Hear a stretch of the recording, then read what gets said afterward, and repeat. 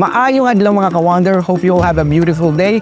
Welcome back to another thrilling adventure. Today I'm super excited because I'm taking you on a vibrant journey to the Dinagsa Festival in Cadiz City, Negros Occidental. This festival is an explosion of colors and energy, celebrating the patron Santo Niño, held every last week of January. It's a spectacle you won't want to miss.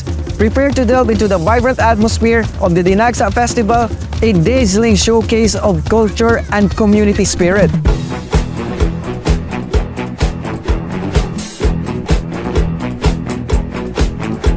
Hininino kalagad si Radyoman Patrick Mukabal, your Wandering Negrense! Your passport to the world's most enchanting festival destination.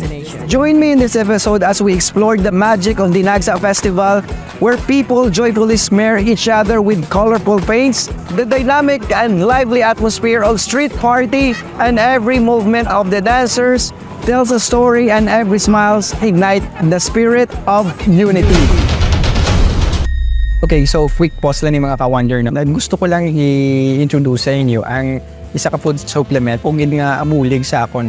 Actually, ga-boost ni siya sa aton nga immune system. Madamo na siya ingredients that would really help sa imong health, especially kung galagaw ka. Pero if you're in a crowded places, especially ako, no, kay ari ko gusto mo sa Dinagsa Festival, tagi ko sang precautions. So ay isa ni ka supplement nga ginainom ko para at least may protection ko regarding about sa mga potential nga mga illnesses. So mga ka-wonder, gina-encourage na ikaw nga i-try nyo ang Luterna Plus capsule.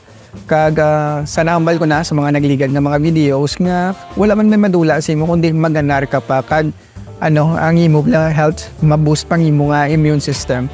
So sa gusto mag-order, ma-order nyo ni sa Kalusugan yan Facebook page, kag also available man ni sa Shopee kag sa local pharmacy. Okay, so back to our topic. So mga ka-wonder, no, may 8 ka tribo karon nga magakompete sa Dinagsa Festival street dance competition. Kag subong adlaw medyo okay pang chimpo, hindi pa masyado init, kag medyo nag-ulan lang kagina, and a little bit later masugod na aton nga street dance competition after sang misa. While waiting for the street dance competition to commence, I asked some tourists about their expectations for the Dinagsa Festival, especially the street dance competition. My wife told me it's going to be basically at this level. She said it's going to like this. Then I come here and then I find out it's at this level. It's way beyond what she said it was. I've been here off and on. Every year I come here annually, but I've never come to the festival annually. I'm always busy at this time. But for the last 2 decades, I've never been available to come to this. Okay. So basically this is your first time? For this event, yes. Cadiz, I'm not from Cadiz, but I am from Cadiz because my wife is from Cadiz. So this is this my home? Yes, this is de facto. This is my home. Okay, so enjoy your time here, sir. Oh, I'm gonna have fun. I'm gonna have fun. You will. Thank you. So mga ka-wonder, magasugod na ang street dance competition nila. Kag sa number ko na kaina nga may 8 ka grupo, kag kumpleto naman mga judges diri nato, no, sa mga every area sa ilang street dance competition. May 3 ini ka area diri sa City Hall nila, New City Hall, then Grandstand, then sa may SM Hypermart. Okay, so mega enjoy and excited na ako. I'm sure ready na mo. Okay.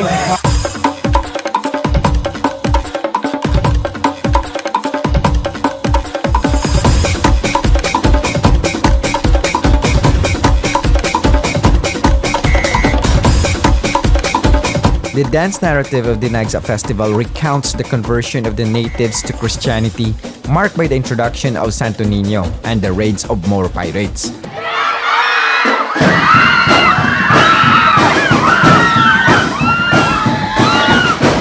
It underscores the importance of local products such as dried fish, essential to Cadiznon livelihoods, alongside the presence of whales that inspired the festival's name.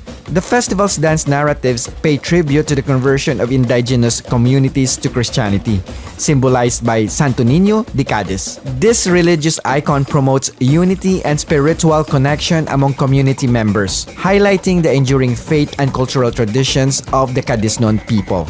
The festival stands as a testament to their rich legacy. By honoring Santo Niño de Cadiz at the Dinagsa Festival, the community not only acknowledges its religious roots but also reaffirms its cultural identity. The festival becomes a vibrant expression of faith, tradition, and community spirit, embodying the enduring legacy of Christianity and indigenous culture in Cadiz City. Furthermore, it represents the community's resilience and adaptability, evident in the incorporation of new attractions and lively and energetic street parties. The Dinagsa Festival serves as a dynamic expression of Cadiznon identity, fostering unity, pride, and a sense of belonging among its people.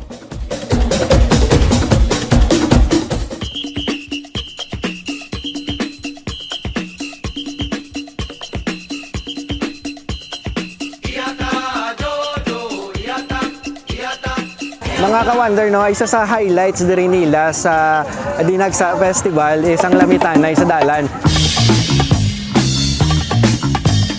To fully appreciate the Dinagsa Festival, first-hand experience is essential. Kag isa na diri ang lamhitanay sa dalan. It's one of their traditions and attractions during every Dinagsa Festival. While exploring the streets of Cadiz during the festival, you will encounter the vibrant lamhitanay experience. Here, participants freely engage in smudging a water-based paint with each other's shirts and faces. Every moment is embraced with enthusiasm, offering opportunity for light-hearted interactions.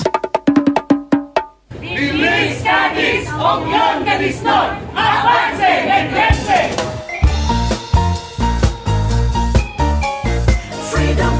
Samtang kasinadya lamitanay sa dalan, I was in the Terrace Garden restaurant having our lunch courtesy of the Cadiz City LGU. I met a good friend of mine who happens to be the Sinaot Cadiznon and Dinagsa Street Dancing Festival consultant and resource person, Doc Randyl Villones. Sa Kagina, sa performance ng mga kalatribo, anong imong assessment? Well, this year, may ara kita 8 ka-competing groups. Sa aton nga nakitaan kagina, very competitive grid ang kada grupo. They really tried their best to give us the best show ever. So sa subong nga tuig, gin-highlight na kita nga aton nga 50th year of the Dinagsa Festival. So as you can see, pulo ko sang pinta. Subong relative sa imo nga pamangkot, very competitive like what you have said. Kay ang sa this year ang resulta lapta. So hindi ta makambal nga ang ma-champion kumaga landslide ya. May nagalapta gid nga mga awards. So that would show only nga ang kada isa sa ila naga-strive hard gid na to really give their best shot for this event. Considering nga every year we tried our best nga mapa-improve pagid no ang ilang presentation in terms of costume, properties, execution, choreography, and production design at the same time. So, we hope na sa subong tuig, may damo kitang invite na judges no, coming from Luzon, Visayas, and Mindanao. So, they are all experts in the field. So madamo gid sila subong inputs nga nahatag sa aton, and we are really very much willing to accept those inputs and hopefully ma-apply na naton sa palaabuton pang Dinagsa Festival kag dira kita maga-improve. Sige, so sa tanan nga Cadiznon in particular, Negrosanon kag iban pa naton nga mga kaabiyanan kag mga utod from the different parts of the Philippines and even to the world and the universe.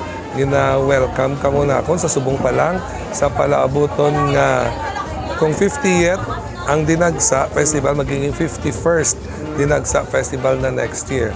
So, kita magdinagsa na kag maglamhitanay. I hope to see you next year. Sir, thank you good. Thank you so much. Thank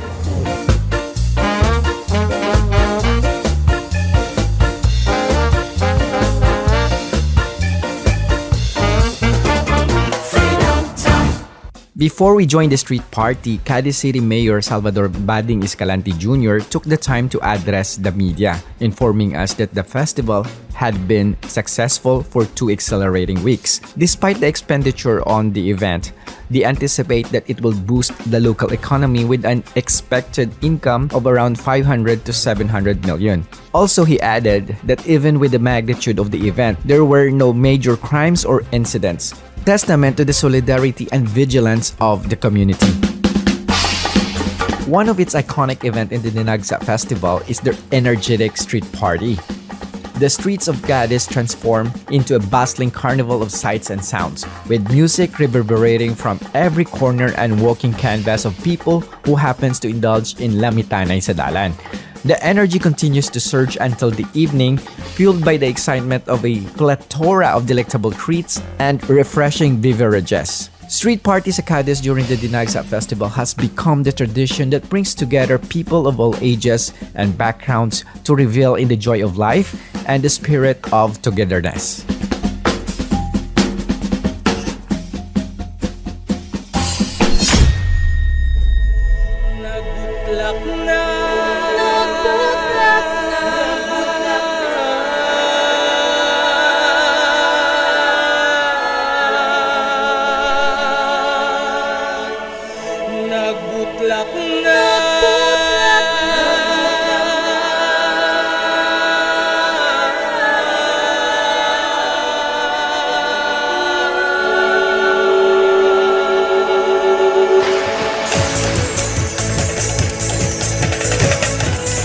As we near the end of yet another exhilarating Dinagsa Festival, we take a moment to reminisce on the memories created, the bonds formed, and the infectious energy that lit up Cadiz City. From the lively beats of the street parties to the rich tapestry of cultural displays and tradition, this festival has once again enraptured all who took part. As we bid farewell to another year of celebration, let us carry with us the joy, unity, and sense of community that defines the Dinagsa Festival. On behalf of the organizers, volunteers, and the entire Cadiznon community, we extend our heartfelt gratitude to everyone who joined in making this year's Dinagsa Festival a resounding success. Mabuhay and salamat gid. Bilis Cadiz, ug yun Cadiznon, Viva Señor de Santo Niño de Cadiz.